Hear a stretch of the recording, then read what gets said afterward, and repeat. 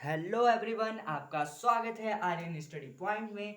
आज की क्लास में हम डिस्कस करने वाले हैं क्लास टेंथ के लिए। क्लास टेंथ में पहला चैप्टर हमारा आता है साइंस का, प्रकाश का परावर्तन तथा अपवर्तन। प्रकाश के परावर्तन तथा अपवर्तन चैप्टर में पहला टॉपिक हमारा आता है जो है कि प्रकाश। प्रकाश क्या होता है उसको अच्छे से समझते हैं। पहले प्रकाश ऊर्जा का वह रूप होता है जिसकी सहायता से हमें वस्तुएं दिखाई देती हैं। जब वस्तु परिवर्तित होता है तो परावर्तित होकर हमारी आंखों तक पहुंचता है, जिसके फलस्वरूप हमें वस्तुएं दिखाई देती हैं। मतलब कहने का तात्पर्य यह है बच्चों कि जो प्रकाश होता है वो क्या होता है, एक ऊर्जा का रूप होता है जिसकी सहायता से हमें वस्तुएं दिखाई देती हैं। ठीक है। जब ये जो प्रकाश होता है जब वस्तुओं पर आपतित होता है, अर्थात जब वस्तु पर पड़ता है तो परावर्तित हो जाता है, अर्थात वो टकरा कर अपने माध्यम में फिर से वापस आ जाता है। तो जब परावर्तित हो जाता है तो उसके फलस्वरूप हमारी आंखों पर पड़ता है, तभी इसके फलस्वरूप हमें वस्तुएं दिखाई देती हैं। ठीक है। अब हम पढ़ते हैं प्रकाश का गुण। प्रकाश स्वयं दृश्य होता है परंतु इसकी उपस्थिति में हमें वस्तुएं दिखाई देती हैं। जो प्रकाश होता है वो क्या होता है, अदृश्य होता है। लेकिन जब ये उपस्थित होता है तो इसकी उपस्थिति में हमें वस्तुएं दिखाई देती हैं, लेकिन हम प्रकाश को कभी भी नहीं देख सकते हैं। ठीक है, क्योंकि प्रकाश अदृश्य होता है। प्रकाश सीधी रेखा में गमन करता है। प्रकाश क्या होता है, सीधी रेखा में गमन करता है।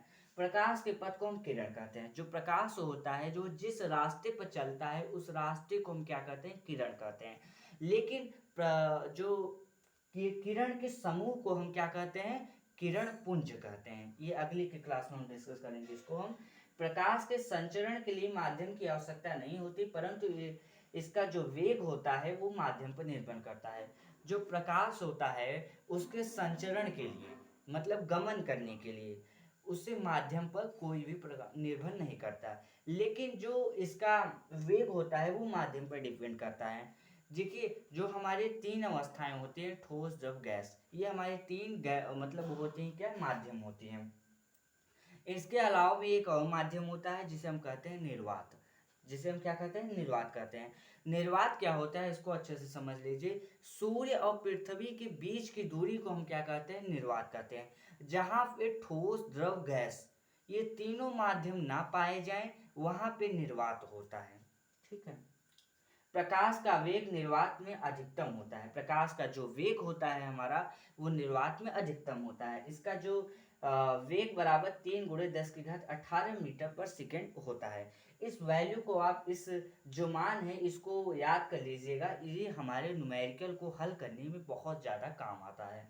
तो ठीक है, आज की क्लास में हमने क्या क्या डिस्कस किया। आज की क्लास में हमने प्रकाश को डिस्कस किया, प्रकाश क्या होता है, प्रकाश के गुण को अच्छे से पढ़ा। और प्रकाश के गुण को अच्छे से हमने आज की क्लास में 2 टॉपिक को डिस्कस किए। अगली की कक्षाओं में हम आपको लेकर आएंगे प्रकाश के परावर्तन तथा अपवर्तन। ये पार्ट हमारा 1 था। अगर आपको इस वीडियो को अच्छा लगा तो आप ज़्यादा से ज़्यादा इस शेयर कीजिए, इसको ज़्यादा से ज़्यादा सब्सक्राइब करवाइए और इसको ज़्यादा से ज़्यादा लाइक कीजिए। मिलते हैं अगले वीडियो में।